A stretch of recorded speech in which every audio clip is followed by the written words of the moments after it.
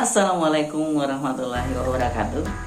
Perkenalkan, nama saya Muhammad Farid Jamal Tutupoho. Di video kali ini saya akan menjelaskan bagaimana prosedur macam-macam pengangkutan orang luka oleh satu orang. Video ini dibuat untuk menyelesaikan tugas pelatihan Nusantara Sehat batch 18. Kita langsung ke videonya.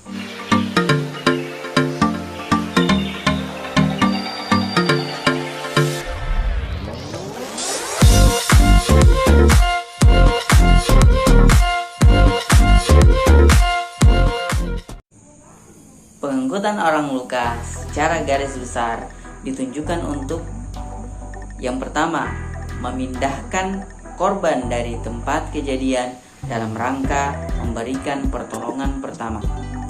Yang kedua, memindahkan korban menuju fasilitas kesehatan yang lain yang lebih mampu dalam rangka mendapatkan pertolongan lanjutan.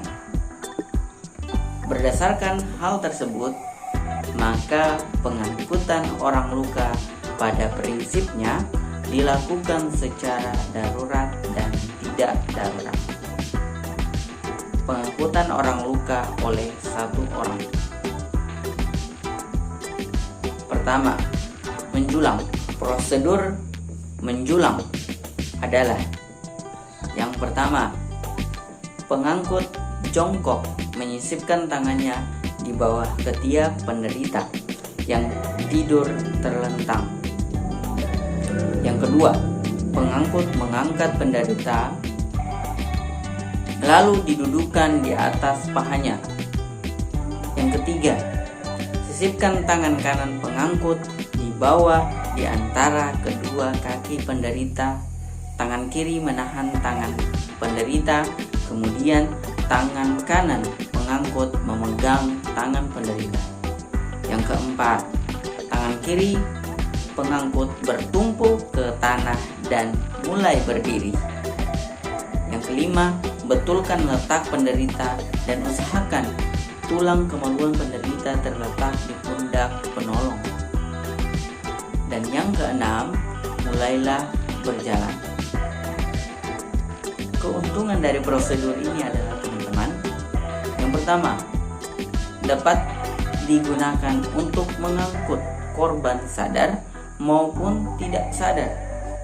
Yang kedua, prosedur pengangkutan sangat sederhana sehingga dapat digunakan secara cepat. Kerugian dari prosedur ini teman-teman, yang pertama, jarak tempuh terbatas sampai dengan 300 meter. Yang kedua, rawan cedera bagi pengangkut terutama pada medan yang tidak rata. Larangan dari prosedur ini adalah tidak boleh dilakukan pada korban dengan dugaan cedera tulang belakang, cedera dada dengan gangguan pernafasan, cedera perut dengan perdarahan hebat. Tidak boleh juga dilakukan pada korban dengan dugaan patah tulang paha. Yang kedua, memapah. Prosedur dari memapah ini teman-teman, yaitu yang pertama, mengangkut berdiri di samping tungkai penderita yang sakit, sedangkan tungkai penolong disandarkan pada belakang tungkai penderita. Yang kedua, satu tangan penolong memegang pergelangan tangan penderita, dirangkulkan melalui tengkuk dan dipegang. Yang ketiga, tangan pengangkut yang lain merangkul pinggang penderita dari belakang. Yang keempat, kemudian penderita disuruh berjalan, penolong mengikuti atau tidak boleh mendahului si penderita. Keuntungan dari prosedur ini teman-teman, yaitu yang pertama, prosedur pengangkutan sederhana sehingga dapat digunakan secara cepat.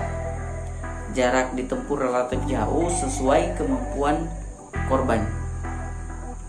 Kerugian dari prosedur ini teman-teman yaitu tidak dapat digunakan untuk pengangkutan korban yang tidak sadar atau terlalu lemah sehingga tidak mampu berdiri. Untuk larangan dari prosedur ini adalah tidak boleh dilakukan pada korban dengan dugaan cedera tulang belakang,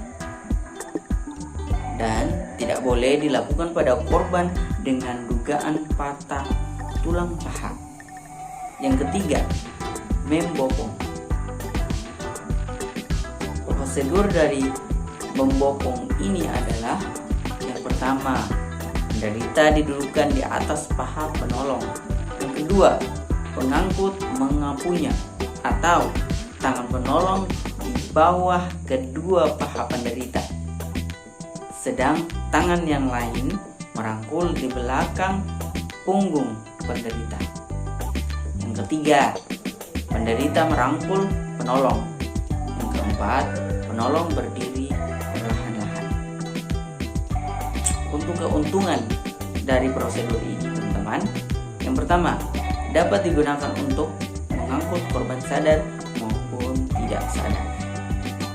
Yang kedua, prosedur pengangkutan sederhana sehingga dapat digunakan secara cepat. Kerugian dari prosedur ini teman-teman yaitu jarak tempuh terbatas sampai dengan 50 meter. Yang kedua, rawan cedera bagi pengangkut terutama pada medan yang tidak rata. Untuk larangan dari prosedur ini adalah tidak boleh dilakukan pada korban dengan dugaan cedera tulang belakang. Keempat, menggendong. Prosedur menggendong adalah yang pertama, menggendong cara biasa. Jadi menggendong ini ada dua cara, yaitu menggendong cara biasa dan menggendong cara ransel. Menggendong cara biasa dilakukan terhadap penderita yang sadar dan kuat untuk memegang pengangkut.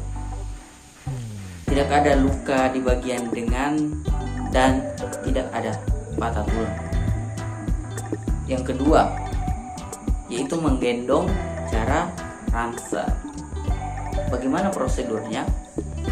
Prosedurnya adalah yang pertama, gunakan 2 buah kopel rim yang diperpanjang dan disambung.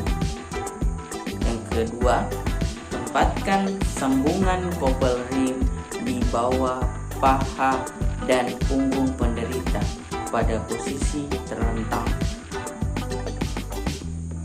Yang ketiga, buka kedua kaki penderita secukupnya, lalu penolong terlentang di atas penderita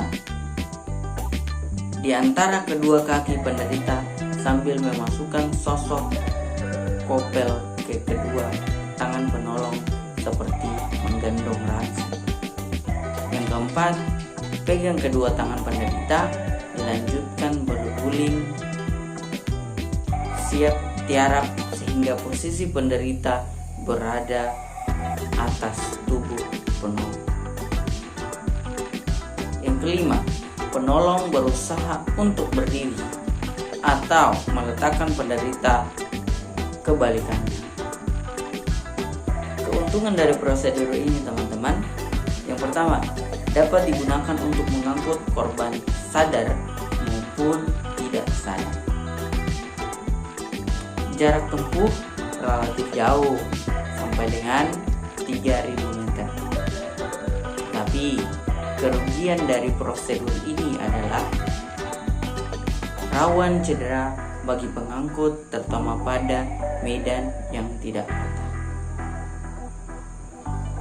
Untuk larangan dari prosedur ini adalah teman-teman, tidak boleh dilakukan pada korban dengan cedera tulang belakang, cedera dada dengan gangguan pernafasan, dan cedera perut dengan perdarahan hebat.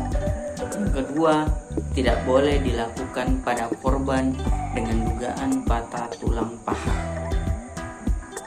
Sekian dari penjelasan prosedur dan macam-macam pengangkutan orang luka oleh satu orang. Wassalamualaikum warahmatullahi wabarakatuh.